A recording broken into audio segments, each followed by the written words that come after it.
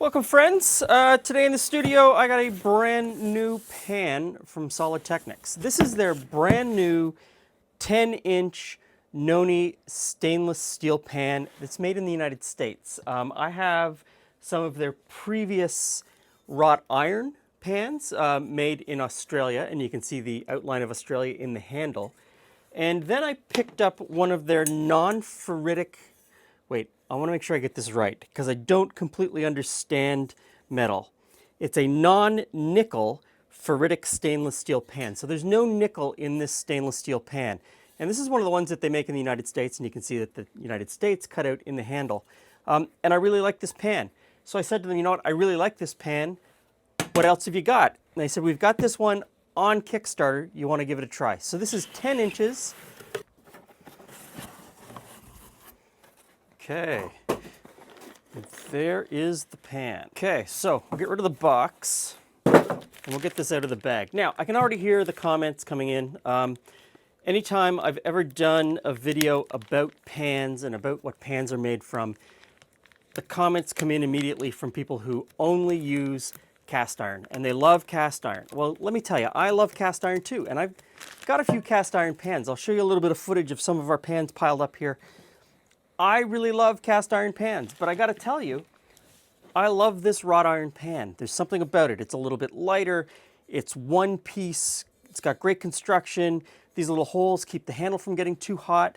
And I like this one so much, I got this one that I just haven't had time to season yet. And I might do an episode where I season it, but again, that's a minefield.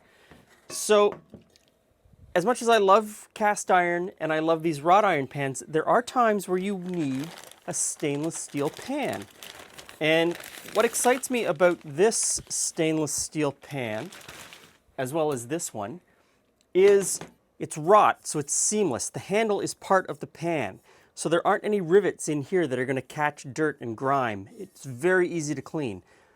And they're also super, super conductive, which is fantastic. And that conductivity means that they heat up quickly, they heat up evenly, which is something you don't get with cast iron. I know that cast iron is fantastic, but it doesn't heat quickly and it doesn't heat evenly. You really have to preheat them a long time in order to get some even heating. You don't have to do that with this type of pan or with their wrought iron pans. These also heat up quickly. They hold heat really well. But they heat up more evenly than any of my cast iron pans ever have. So, now that I've got this pan and I've waxed poetic about it, I guess the only thing left to do is to wash it out, and we will cook something up and see how it works. Okay, here we go. Okay, so the pan is heating up. This is induction. It'll heat very quickly. While that's heating, I'm just going to get a little bit of a sauce ready. So I've got some chicken stock, and to that I'm going to add just a little bit of flour. And I'm going to top it up with some milk. Now, if you don't have chicken stock, because it is a very little amount, you could use just straight up water. You could use a bouillon cube. You could use one of those sort of jelly bouillon cube things that Marco Pierre White was always going on about. It's up to you. If you don't have chicken stock, don't really worry too much about it. It's such a small component of the flavor profile, you'll be fine without it. I mean, you could go straight milk if you wanted to. So we're just going to set that aside because we don't need it right away.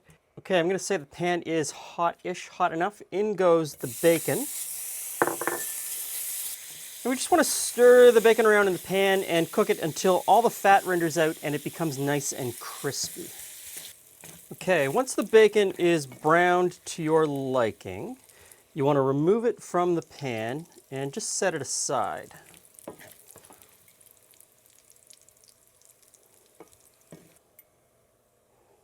Now, turn the heat down on your pan. You don't want it quite as hot.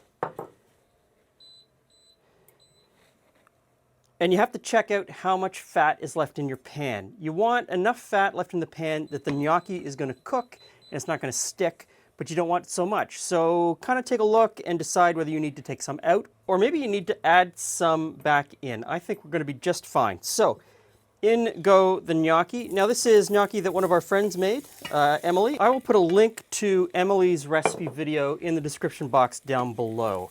Now we just want to cook these until they're browned a little bit.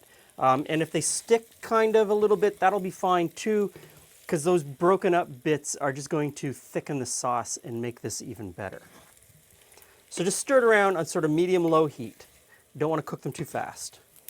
Okay, I think I've got these where I want them.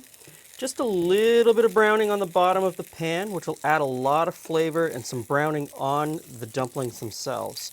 So, in goes the milk and stock mixture with a little bit of flour. We're just going to cook this and stir it around until it starts to thicken, and we're going to scrape up the brown bits on the bottom, get that flavor into the sauce. And at this point, you can add any extra flavorings that you like. I go easy with this one because I think most of the flavor comes from the cheese and the bacon, but I am going to add a little bit of pepper. Depending on how salty your chicken stock was, you could add some salt, but you may not need it. And I think this is doing well. So I'm going to turn the temperature right back a little bit. And at this point, the bacon goes back in, and some frozen peas. And we'll just mix those through.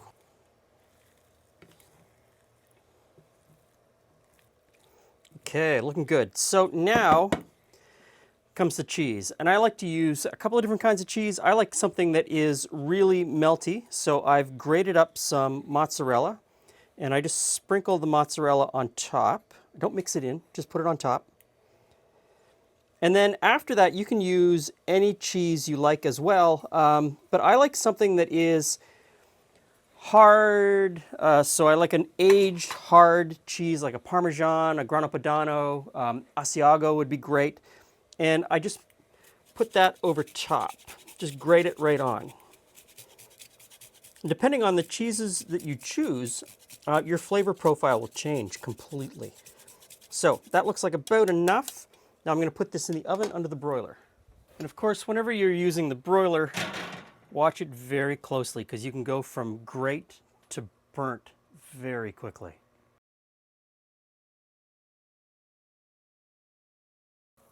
Here you go. I think that looks great. Smells wonderful. So this is just a really simple weekend lunch. Be a weeknight dinner, something you can put together really quickly when you get home. You can make the gnocchi a couple days in advance. And as much as I would love for you to use our friend's gnocchi recipe, you can buy fresh gnocchi that is really good at most supermarkets in North America. And that would do just as well. It would certainly help you get this on the table faster. And I mean, what's better than potato gnocchi with bacon? Now, this is the most basic of recipes. You can take this in a bunch of different directions. You could add a bunch of different types of flavorings, or you could keep it super simple like I did. You could switch out the peas and put in another green vegetable like broccoli or broccolini. You could put in some spinach. You could sprinkle some basil over the top, hot pepper flakes. You could put in some garlic in with the milk if you wanted to. There's all kinds of things that you could do with this very basic recipe. And the other thing on top of that is, I really like this pan. Stovetop to oven to table, it's fantastic. Thanks for stopping by. See you again soon.